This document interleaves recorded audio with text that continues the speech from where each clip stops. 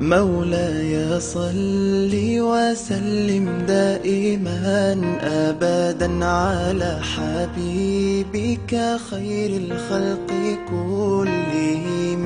مولاي صل وسلم دائما أبدا على حبيبك خير الخلق كلهم. يا نبي سلام عليك، يا رسول سلام عليك، يا حبيب سلام عليك، صلوات الله عليك. سلام عليك يا رسول الله، السلام عليك يا حبيبي يا نبي الله، السلام عليك يا رسول الله، السلام عليك يا حبيبي يا نبي الله يا رسول الله.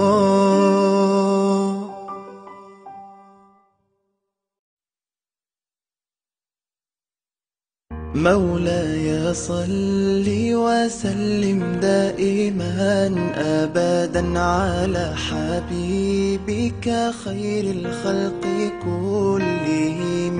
مولاي صل وسلم دائما أبدا على حبيبك خير الخلق كلهم. يا نبي سلام عليك، يا رسول سلام عليك، يا حبيب سلام عليك، صلوات الله عليك.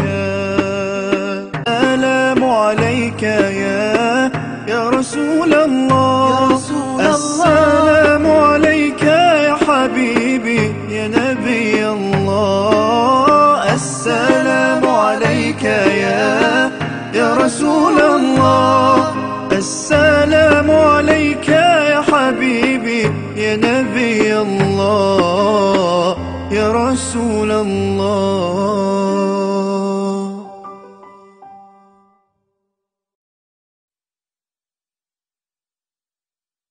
مولاي صل وسلم دائما أبدا على حبيبك خير الخلق كلهم. مولاي صل وسلم دائما أبدا على حبيبك خير الخلق كلهم. يا نبي سلام عليك، يا رسول سلام عليك، يا حبيب سلام عليك، صلوات الله عليك. سلام عليك يا رسول الله، السلام عليك يا حبيبي يا نبي الله، السلام عليك يا رسول الله، السلام عليك يا حبيبي يا نبي الله يا رسول الله.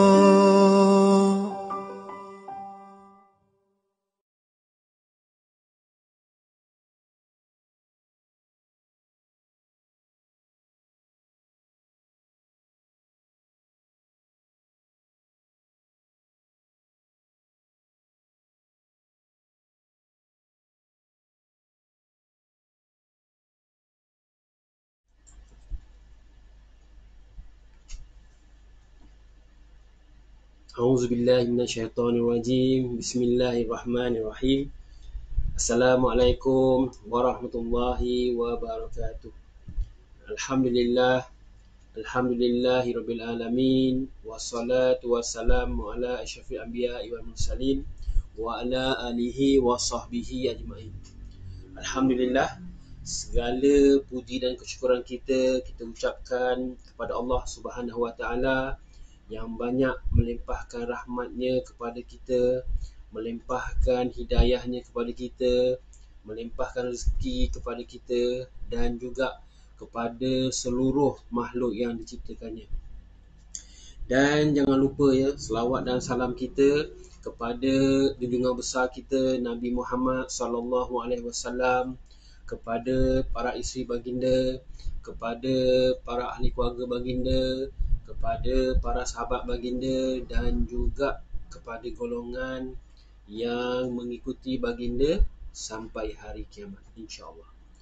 Okey, baik tuan-tuan dan puan-puan sekalian, selamat pagi, salam sejahtera. Apa khabar?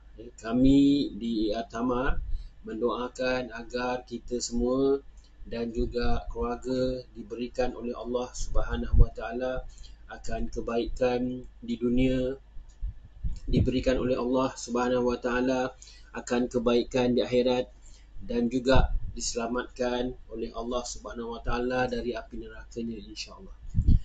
Okey, baik tuan-tuan puan-puan sekalian, sebelum saya meneruskan topik-topik menarik saya hari ini, saya mohon agar tuan-tuan dan puan-puan sekalian bantu saya dengan kongsikan FB Live ni kepada rakan-rakan yang lain luar sana, dengan cara tagkan rakan-rakan atau sharekan video ni.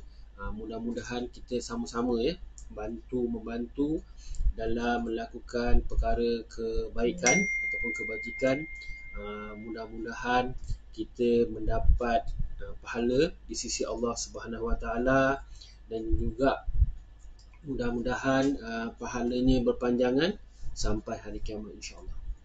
Okey, baik tuan-tuan puan-puan sekalian, topik yang menarik ada topik yang saya nak kongsikan hari ini ialah yang pertama, iaitu topik tetaplah, yang mana tajuknya masih lagi berkaitan dengan perniagaan, asas perniagaan, iaitu berkenaan dengan cara berbisnes dalam Islam, antara cara berbisnes dalam Islam.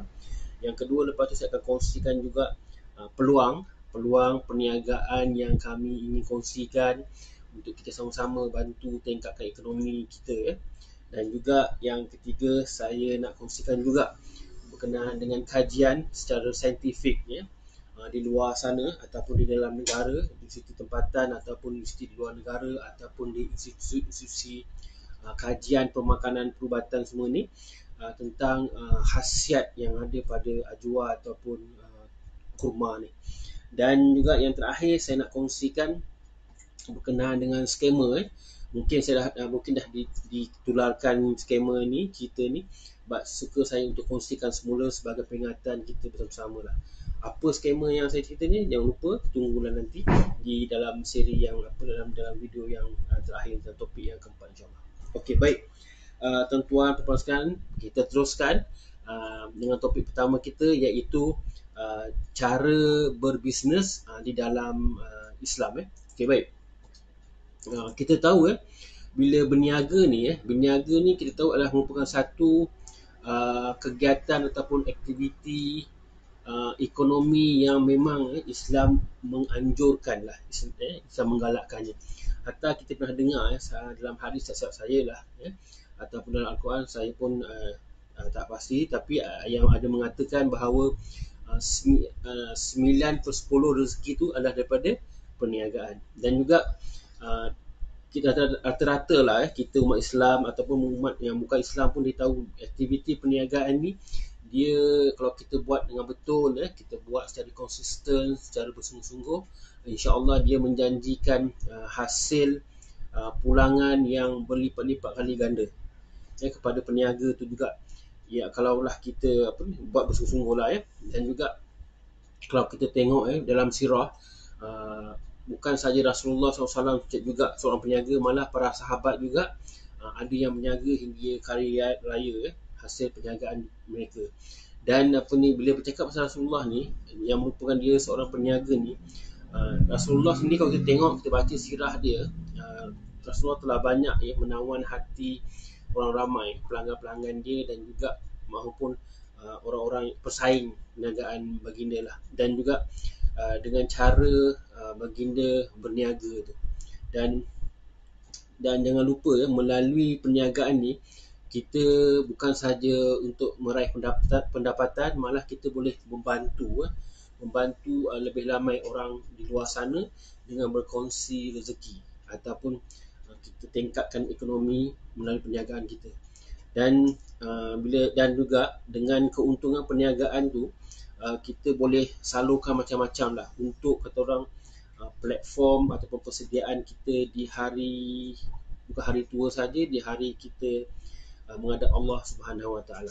Macam contoh je, bila kita ada keuntungan perniagaan tu, kita boleh gunakan keuntungan tu dengan kita boleh bersedekah, kita boleh berwakaf, malah kita boleh berzakat, dan juga kita boleh memberi peluang pekerjaan ataupun peluang perniagaan kepada orang-orang di luar sana. Ya, banyak faedahnya dalam konsep peniaga ni, dia boleh membantu. Dan berniaga ni juga sebenarnya salah satu pada ciri ni ialah kita juga boleh berdakwah. Kita berdakwah kepada orang Islam sendiri dan juga orang yang bukan Islam sendiri. Macam mana tu? Nanti saya akan kongsikan di bawah. Sebelum tu saya nak ingatkan, jangan lupa tagkan, sharekan, kongsikan dalam FB Live saya ni dengan kawan-kawan lain. Dan juga sebelum tu saya nak memperkenalkan, sebelum saya meneruskan FB Live saya ingin memperkenalkan diri saya. Saya Abdul Rahman bin Muhammad Nur daripada perniagaan AR Tamar, yang mana kami merupakan wakil pemasaran produk untuk Al-Hijaz Mart International Senang Berhad, yang mana produk utama kami ialah produk kesihatan pati ajwa ataupun pati kurma ajwa. Dan juga kepakaran kami ialah membantu tuan-tuan dan puan-puan di luar sana, tak kira sebarang peringkat umur, insya-Allah, di dalam menjaga kesihatan diri ataupun ingin memperbaiki kesihatan diri ataupun ingin konsisten dalam sihat tu, insya-Allah, supaya boleh boleh tambah ibadat, boleh beraktiviti bersama keluarga, boleh juga membantu juga orang-orang yang lain, ya. Dan dengan dan di samping tu akan timbul rasa cinta kepada Rasulullah SAW, dan juga akan rasa rindu kepada Allah Subhanahu Wa Taala, insya-Allah. Dan juga bagaimana kami dapat membantu tuan-tuan dan puan-puan di luar sana ialah melalui produk kesihatan pati ajwa ni. Dan apa tindakan tuan-tuan puan yang perlu lakukan ialah kalau berminat, nak tahu sahaja infonya, PM kami, DM kami ataupun teks di bahagian bawah sana, komen di bawah sana. InsyaAllah kami akan bantu tuan-tuan dan puan-puan sekalian dengan kongsikan info secara percuma, insyaAllah. Jangan lupa, ya. Okey, baik. Saya teruskan lagi perkongsian saya berkenaan tajuk hari ini, iaitu cara berbisnes dalam Islam. Okey, baik. Kita sambung balik. Di dalam berniaga ni, kalau kita perhatikan, terdapat perkara yang kadang-kadang kita boleh dan tak boleh lakukanlah dalam perniagaan ni, yang kita perlu ikuti ataupun kita perlu patuhi lah, terutama sekali bila kita ni sebagai orang Islam. Dan kita tak boleh lakukan sesuatu perkara tu ikut suka hati kita tanpa ilmu. Jadi kita kena ikut kehendak yang ditetapkan. Ada undang-undang yang telah ditetapkan dalam Islam, yang mana bila kita berniaga kita kena patuhi undang ni lah. Okey, baik. Kat sini saya kongsikan beberapa cara lah, ataupun panduan yang macam mana kita nak berniaga yang mengikut cara Islam lah. Beberapa panduan lah. Antaranya ialah yang pertama, kita kena berakhlak mulia. Kita kena memiliki akhlak mulia ni. Dan macam mana macam ni dalam kita jalankan perniagaan kita ni, bisnes kita ni.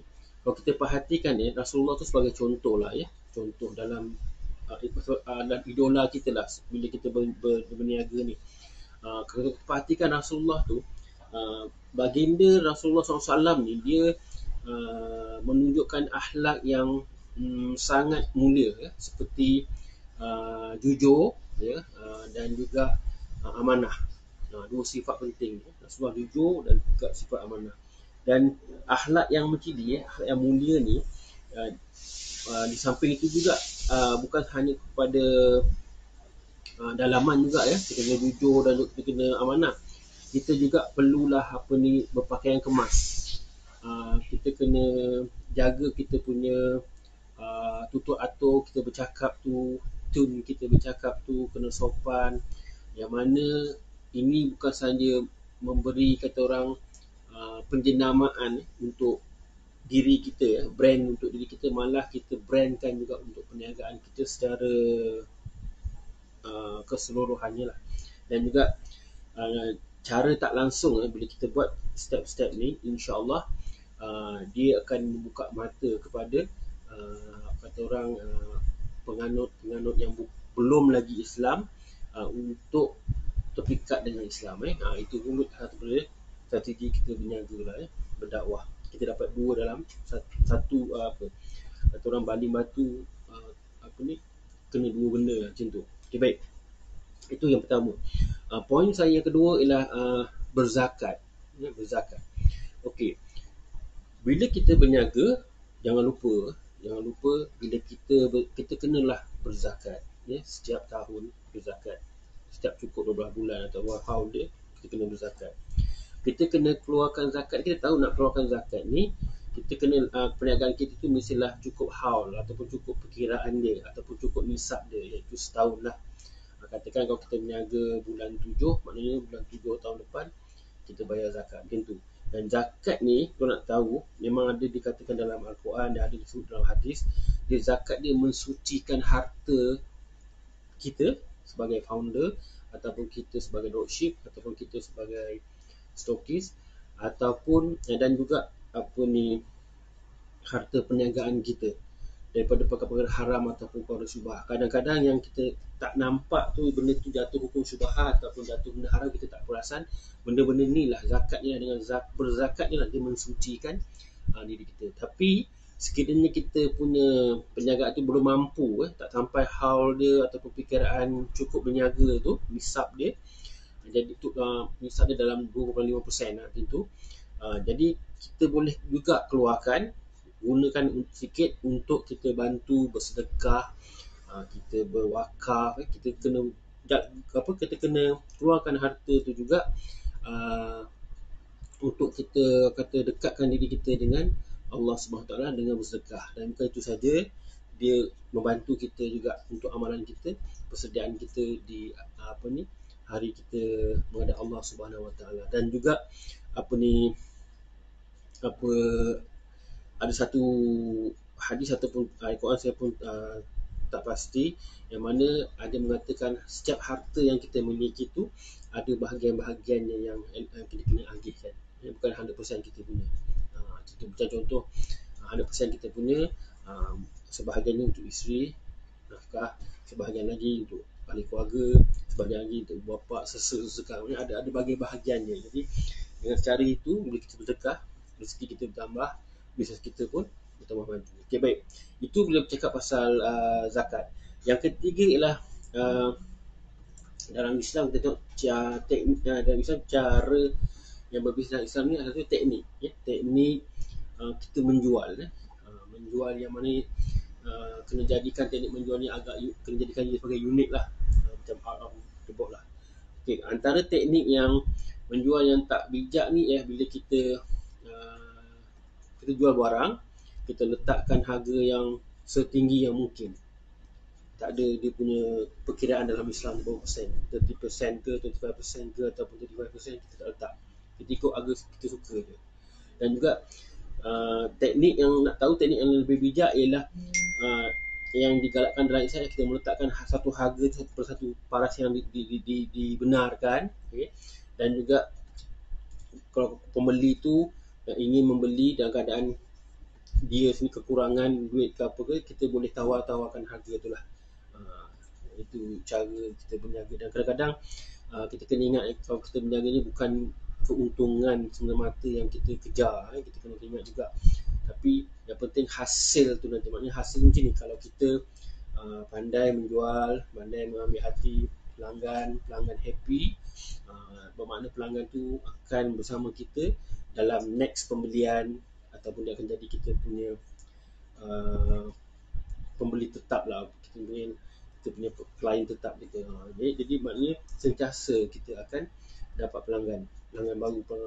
Dia akan recommend dengan pula. Okay, macam tu. Okey, itu yang ketiga. Yang keempat, jangan lupa kita kena sentiasa senyum. Sentiasa senyum. Ini pertama kita kena perbanyakkan senyum. Bukan apa bukan dalam bisnes. Kalau kita dah baca kajian kenapa Rasulullah kesan senyum ni. Senyum ni pertama-tama dia membaik, dia kata membetulkan aura muka tu. Dia membetulkan aura muka, dia melibatkan anggota-anggota badan yang lain. Kita senyum ni kita dalam posisi positif lah, posisi kita punya aura positif. Dan juga bila senyum tu kita boleh bagi vibe tu kepada orang yang lihat kita, dan dia boleh marah jadi relax, dan terus dia pun open mind untuk kita senang berurusan lah. Dan juga kalau kita tengok macam contoh pelanggan yang contoh ni, kalau pelanggan itu berpuas hati contohnya, dan dia akan rasa tenang, dan sekiranya dia akan sentiasa senyum bila terima produk kita, dan dia minta nak buat testimoni, dia senang dia bagi.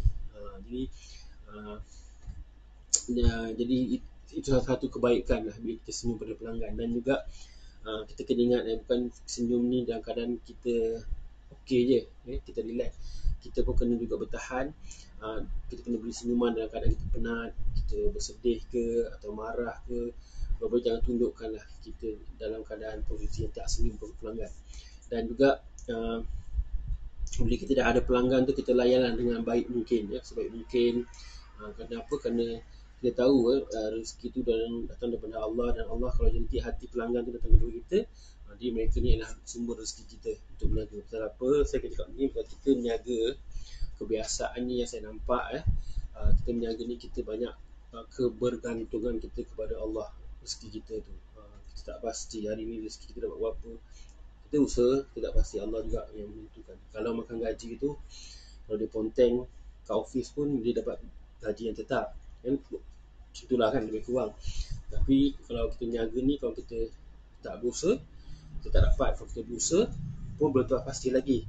Kalau Allah jentik rezeki tu, Allah bagi rezeki banyak, kita dapat banyak. Jadi kita banyak kebergantungan kepada Allah Subhanahu Wa Taala.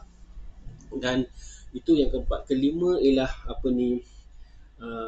kita berniaga ni bukan kerana kata semata-mata nak kekayaan ataupun nak harta. Kita kalau tengok Rasulullah SAW sendiri, dia bekerja keras untuk mencari kehidupan yang halal masa pada zaman tu.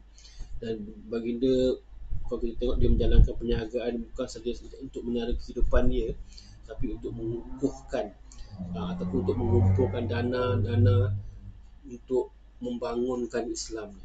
Begitu juga sahabat-sahabat kita pastikan, macam contoh Ar-Rahman bin Auf, Abu Bakar, Osman, mereka yang terang-terang berniaga ni kan.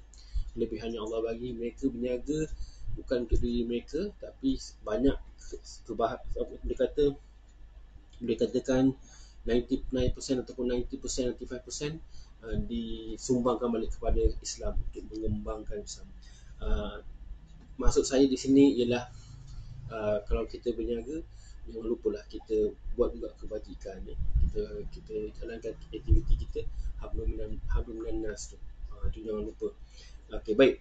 Itu yang kelima. Yang keenam ialah kita kena jujur. Ini kena penting. Ini kena ingat jujur dalam urus niaga ataupun dalam berbisnes. Kalau kita tengok berbalik pada sirah Rasulullah SAW, dia merupakan seorang yang Allah berikan, dan juga Rasulullah seorang yang fasih bercakap, fasih bertutur, dalam keadaan bertutur dengan cara yang lembut, lunak didengar, sopan, tak pernah berbohong, dan sentiasa jujur pada diri sendiri dan juga kepada orang lain. Dan juga oleh kerana prinsip-prinsip inilah, antara prinsip-prinsip inilah, attitude inilah yang kalau kita baca tak heranlah semasa baginda menjalankan perniagaan hasil dagangan Siti Khadijah masa di Mekah dulu, baginda banyak memperoleh keuntungan yang sangat banyak. Dalam cerita ni saya kongsikan dalam video saya yang lepas. Jadi tuan-tuan dan puan, kalau nak tahu boleh tengoklah macam mana cara Rasulullah SAW berniaga. Dan itu yang keenam. Ketujuh, menjual barang yang elok ni. Ni kena ingat. Kalau kita sebagai orang Islam kita tahu jujur tu penting, amanah tu penting. Kita ditegah, Islam tegah kita daripada kita melakukan ataupun kita mendekati perkara-perkara yang haram, perkara-perkara yang subahah, yang telah ditetapkan oleh Islam. Dan juga kita disarankan supaya kita kata orang tidak bukan saja berniaga dengan produk-produk yang berbahaya, produk-produk yang boleh mendatangkan kerosakan pada diri pelanggan tu ataupun subahah pada pelanggan tu, malah kita kena jual barang yang macam contoh kita boleh panggil macam penginayaan kepada pelanggan ni. Ini macam contoh macam ini pengalaman saya lah. Saya dulu ada beli macam satu produk lah, basuh pinggan satu brand ni yang dulu agak popular digunakan, dan kita memang boleh katakan pelanggan tetap lah untuk produk ni. Tapi makin lama bila kita beli produk ni, dia punya kualiti tu macam contoh bila kita gunakan sikit dia punya liquid atau cecair basuh pinggan tu, dia punya buih banyak dan juga pekat dan boleh basuh banyak pinggan. Tapi bila kita gunakan dalam kuantiti yang sama, kita basuh pinggan pun buihnya tak banyak, dan lepas tu pinggan pun tak berapa bersih. Jadi kita boleh rasa lah kualiti tu dikurangkan, tapi harga tetap sama. Jadi kita kena amanah kat situ lah. Dia macam penginayaan, macam kita zalimkan pelanggan tu. Benda-benda macam ni Allah Maha mengetahui. Memang perancangan Allah tu tak pernah gagal. Kita memang cari pasal lah dalam perniagaan kita kalau kita buat macam tu. Okay, baik, itu yang ketujuh.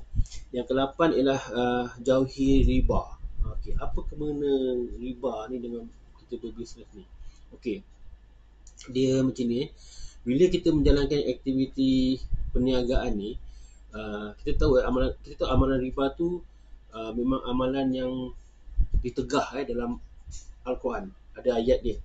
Dan juga kalau kita nak jadi peniaga yang baik, yang diredai oleh Allah Subhanahu Wa Taala, kita hendaklah berniaga ikut syariat Islam, ikut muamalah Islam, berpandukan Al-Quran dan hadis, kalau kita nak selamat di dunia dan juga di akhirat. Dan juga kita kena bebas kalau boleh di sebarang bentuk riba ni, yang mana riba ni dia boleh melibatkan modal, simpanan, pelaburan kita dan semamanya. Riba ni kalau tahu, orang yang makan riba ni memang dilaknat oleh Allah Subhanahu Wa Taala. Riba ni pasal apa? Kalau saya dalam tafsir Quran surah apa saya tak pasti, tapi Allah ada kata Allah dan para malaikat akan memerangi orang macam tu, something macam itulah. Yang maknanya bukan benda yang main-main benda ni. Dia boleh mempengaruhi kebersihan dan kehalalan bisnes kita tu. Okay, baik. Itu yang ke-8. Yang ke-9 ialah kita jangan monopoli lah. Itu penting, jangan monopoli barang. Ini satu attitude yang tak elok. Itu monopoli barang ni macam ni tau. Macam contoh lah kita pengeluar produk-produk yang very rare orang berbisnes. Contoh macam gula, beras, ataupun minyak dan sebagainya. Ini biasanya kalau kita tengok, dia kadang-kadang kita perasan dia ada connection, dia ada hubung kait dengan kita panggil formula ekonomi, macam supply and demand. Bila supply tinggi, demand turun. Dia ada macam itulah. Jadi sekarang ni konsep tu yang pakai oleh mereka-mereka yang tidak bertanggungjawab ni, dia main harga kat situ lah. Bila masa macam contoh bila nak perayaan, kita tahu orang berebut nak beli barang, jadi dia kurangkan production, barang limited kat pasaran, jadi harga dia boleh jual sebenarnya dia double kat situ keuntungannya. Jadi ini semua kita kena fikir-fikirkan lah. Jangan kita menginaya kita menginaya pelanggan. Sebenarnya kita menginaya perniagaan kita dan diri kita juga. Dan itu yang ke-9. Yang ke-10 ialah kita jangan mengurangkan sukatan. Sukatan dan timbangan ni ada dalam Quran. Yang ada celaan yang Allah katakan orang yang mengurangi sukatan timbangan ni. Dalam hadis pun ada kata, bukan kenapa ini berlaku, pasal bila kita gairah untuk mencari keuntungan perniagaan ni, kita tahu Islam menuntut kita supaya bersikap amanah, tidak mengaburi mata pelanggan kita dengan pelbagai helah, macam kita menggunakan timbangan, kita menggunakan sukatan dan seumpamanya lah, kita mengurangkan dia punya ingredient ke.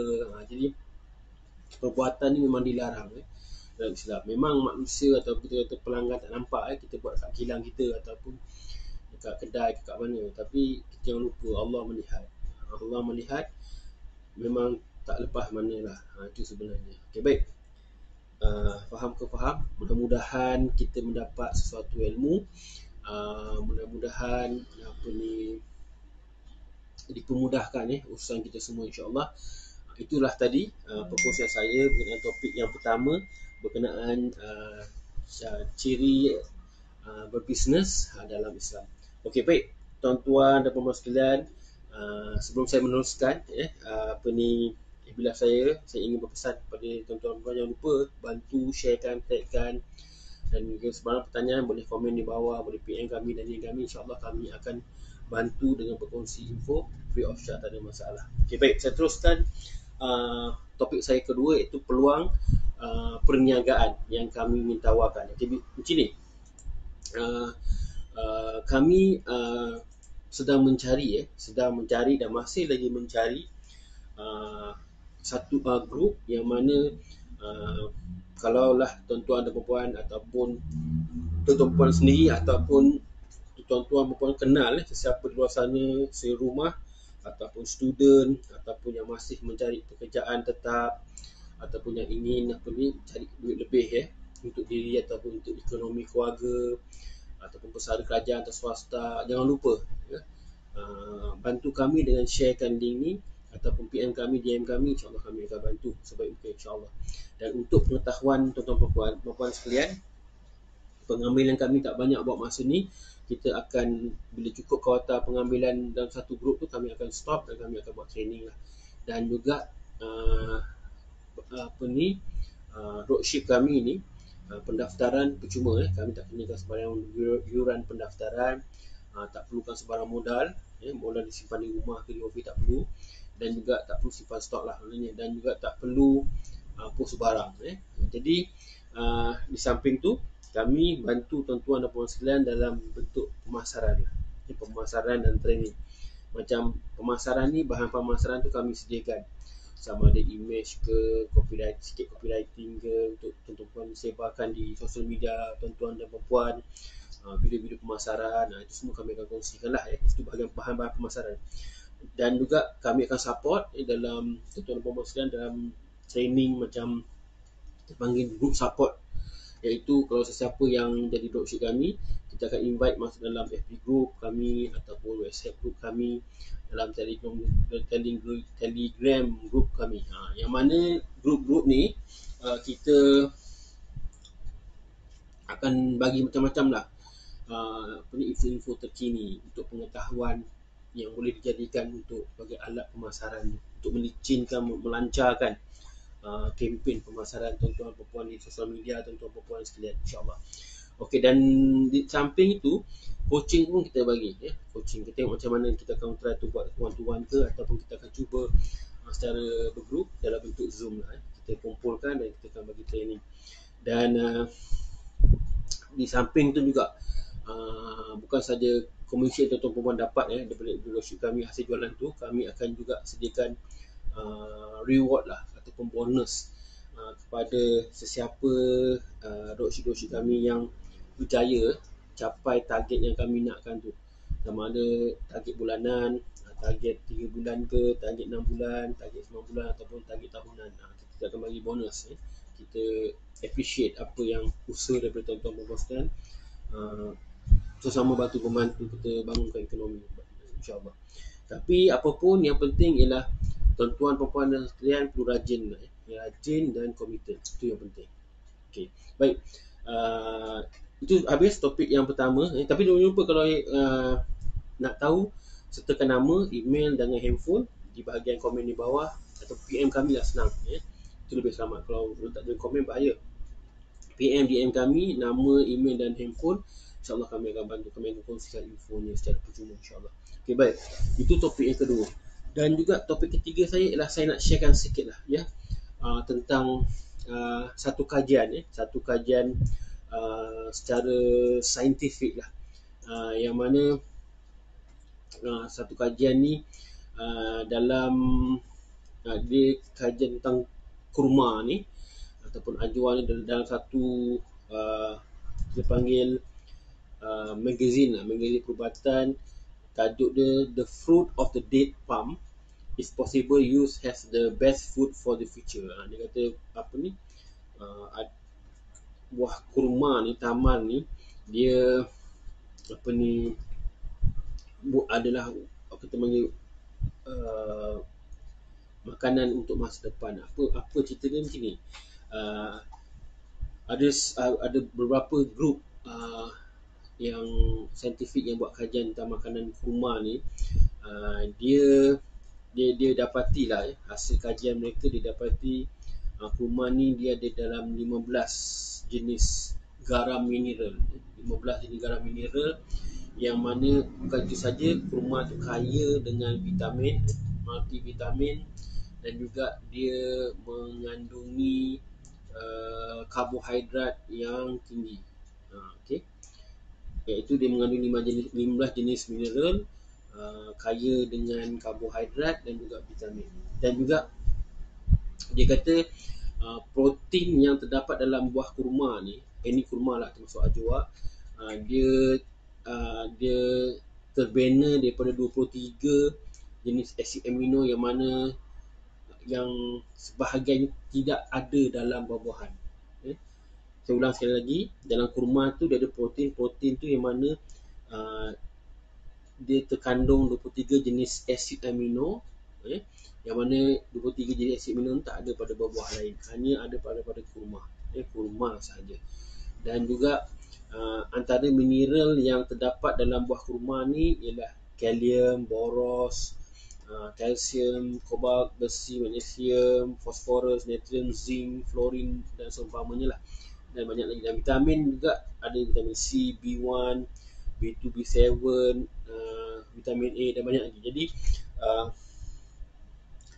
artikel ni nak mengatakan bahawa dengan sebiji kurma tu kita dapat macam-macam multivitamin, multimineral, karbohidrat yang diperlukan oleh badan. Jadi bacaan ni kita boleh dapat dalam International Journal of Food and Science Nutrition.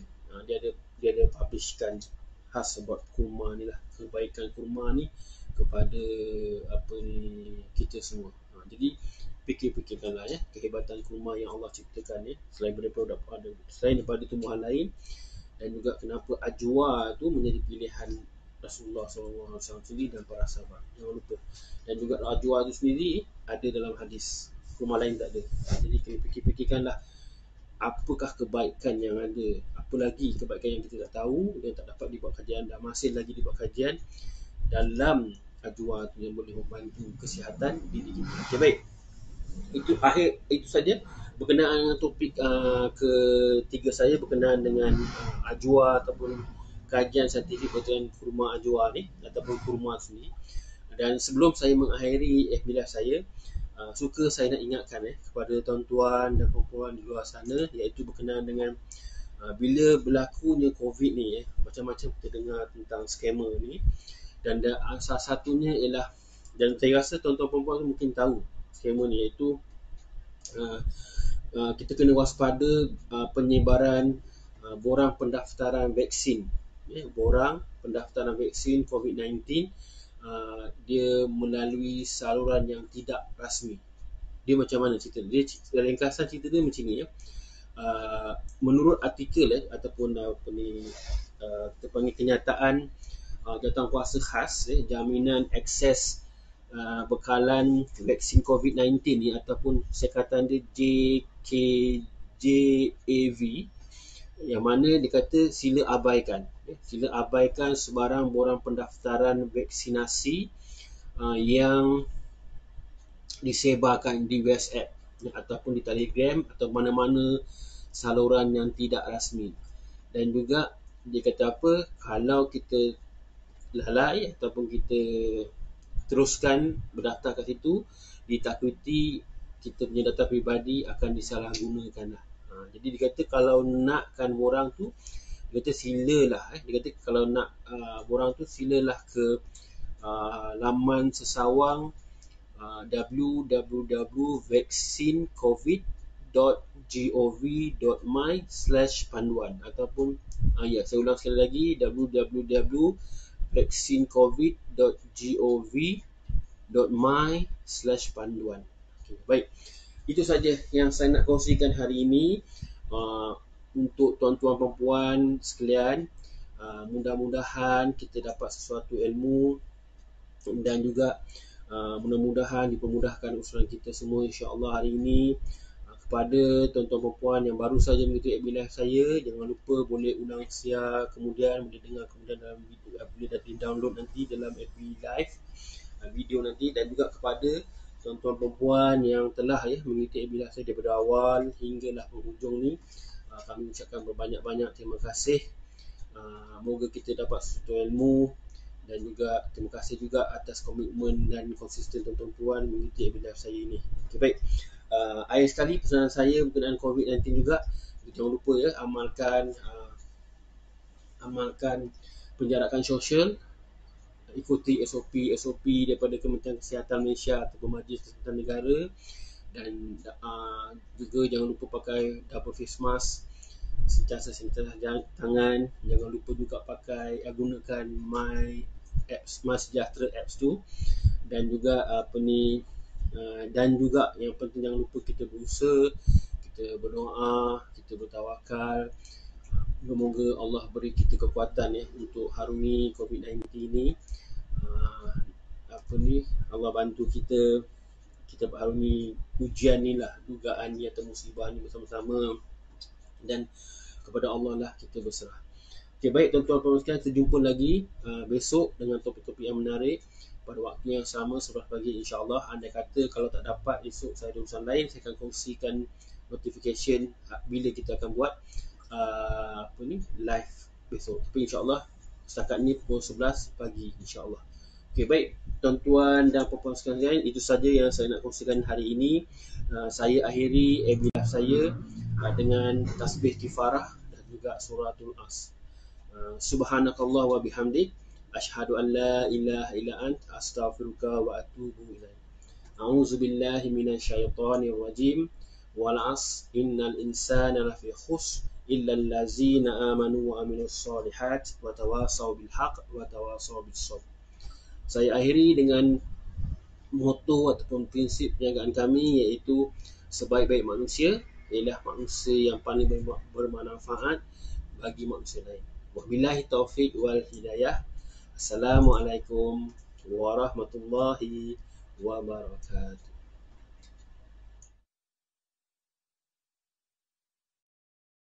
مولاي صل وسلم دائما أبدا على حبيبك خير الخلق كلهم.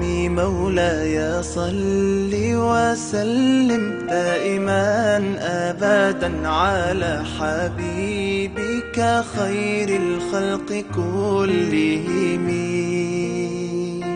يا نبي سلام عليك، يا رسول سلام عليك، يا حبيب سلام عليك، صلوات الله عليك. سلام عليك يا رسول الله، السلام عليك يا حبيبي يا نبي الله. السلام عليك يا رسول الله، السلام عليك يا حبيبي يا نبي الله يا رسول الله.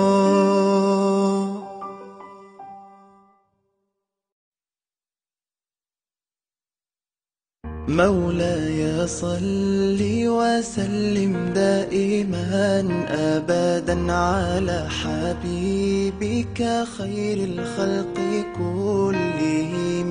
مولاي صل وسلم دائما أبدا على حبيبك خير الخلق كلهم. يا نبي سلام عليك، يا رسول سلام عليك، يا حبيب سلام عليك، صلوات الله عليك. سلام عليك يا رسول الله، السلام عليك يا حبيبي يا نبي الله. السلام عليك يا رسول الله، السلام عليك يا حبيبي يا نبي الله يا رسول الله.